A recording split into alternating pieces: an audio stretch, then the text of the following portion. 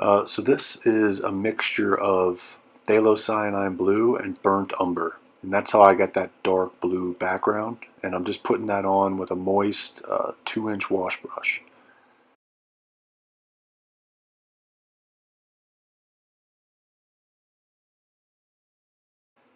And then to make the ripples, I'm using a filbert brush. And this is phthalocyanine blue and titanium white mixed, about 50-50. And so once that background dark blue dries, I'm going to go over and map out all the ripples with this color, this 50-50 white and phthalocyanine blue mixture.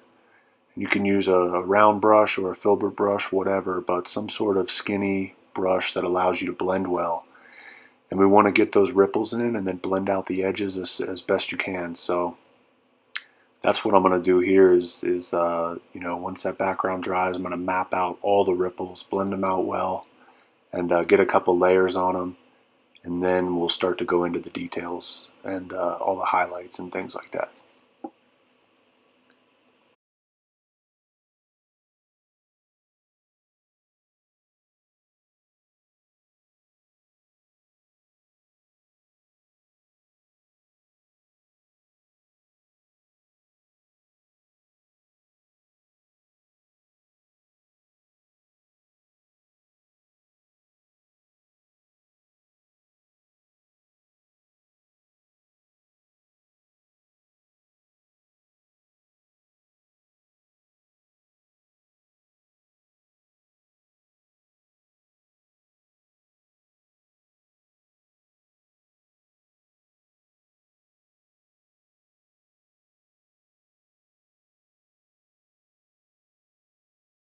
Okay, so once you get that first layer of ripples mapped out, um, then you can start to put in a second layer. I'm going to add a little bit more white, but I'm going to keep it pretty consistent. And instead of a filbert brush for the second layer, I'm going to use a little small angled brush. That allows me to have a point to taper out edges if I need to, and then it also gives a broad edge so you can fill in good areas if you want. And I'm doing the same concept here, so that first layer of ripples has dried. I'm adding a little bit of white, then I'm going in top and adding a second layer. I want to blend it out good too. So we want all soft edges, we don't want any harsh lines, and that's kind of the key here with that. So just take your time here and beef up all those ripples that you mapped out with that first layer, strengthen them, get that second layer in, and then we can go from there.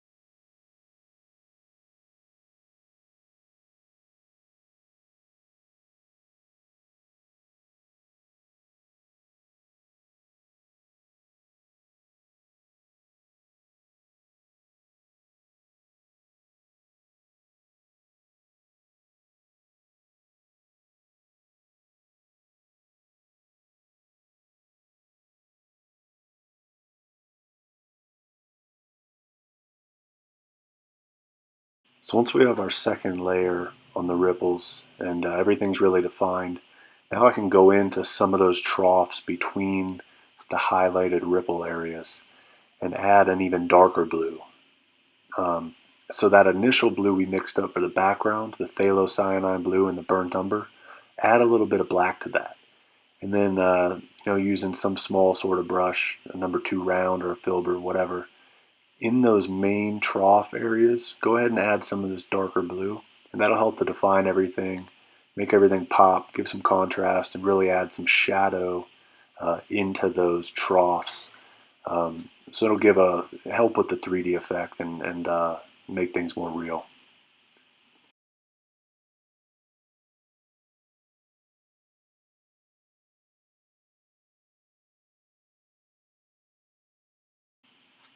Okay, so now using a filbert brush and a mixture of titanium white and cadmium yellow, just a little touch of yellow in the white. You just want it to be barely off yellow.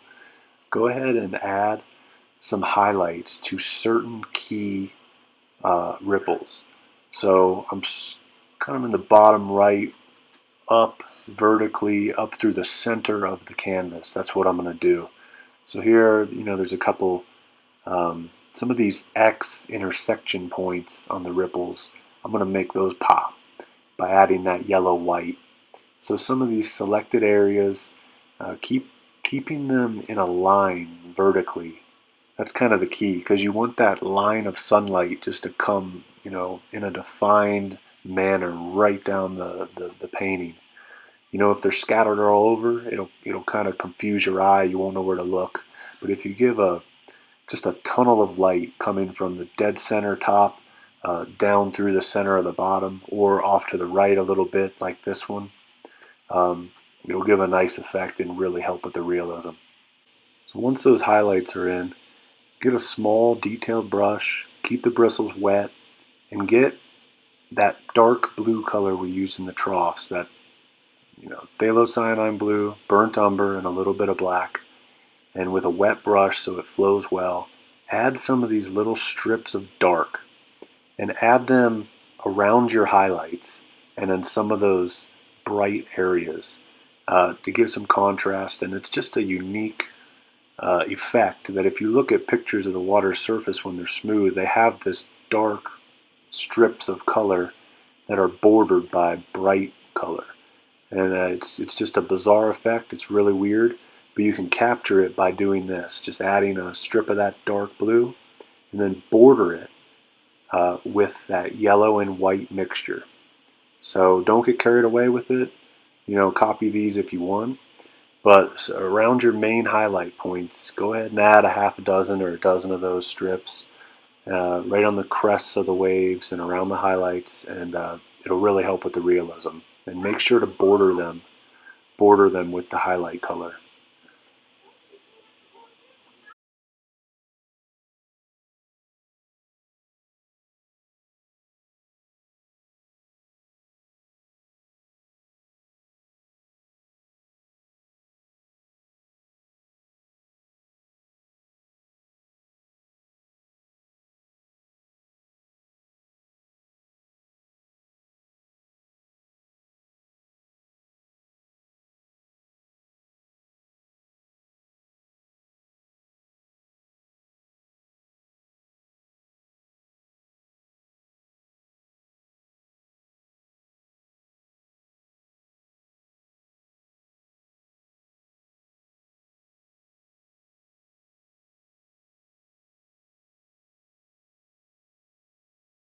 So I'm just going back in now and reinforcing some of these main bright ripples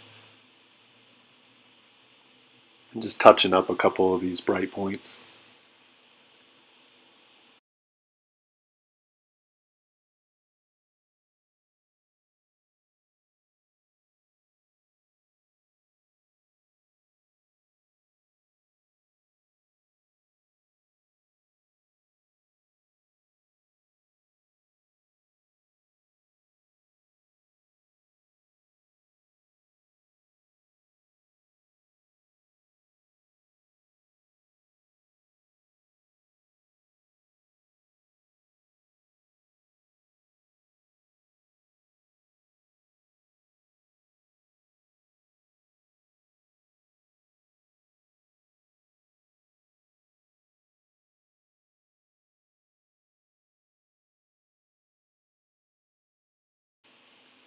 So now we can go ahead and add a glow and a flickering of light, a little bit of a twinkling of light, and we can add that effect to these highlighted areas. And the way to do that is just get a small brush and put some bright white right in the dead center of those highlights, and then take a large dry brush and just lightly go over it in different directions. Uh, do it more vertically than horizontally, but go in different directions, and just that'll give that bright highlight, uh, like I said, just a little bit of that glow effect. So that's how you can do that. Just be careful here. Instead of putting a huge blob of paint in the center and then trying to do it all at once, which can that can cause problems and streak on you, and that can go bad quickly. Just go ahead and add a little bit at a time and just slowly build it up, build it up, build it up. You know, if you do it a dozen times, then you'll get a nice little glow and a twinkle on all those highlights, and it'll just look more realistic and really add to the painting, especially when there's some distance between you and the painting. You know, you get 6 feet away, then that glow, those highlights, and this really makes it look real and cool. So that's how you can do that.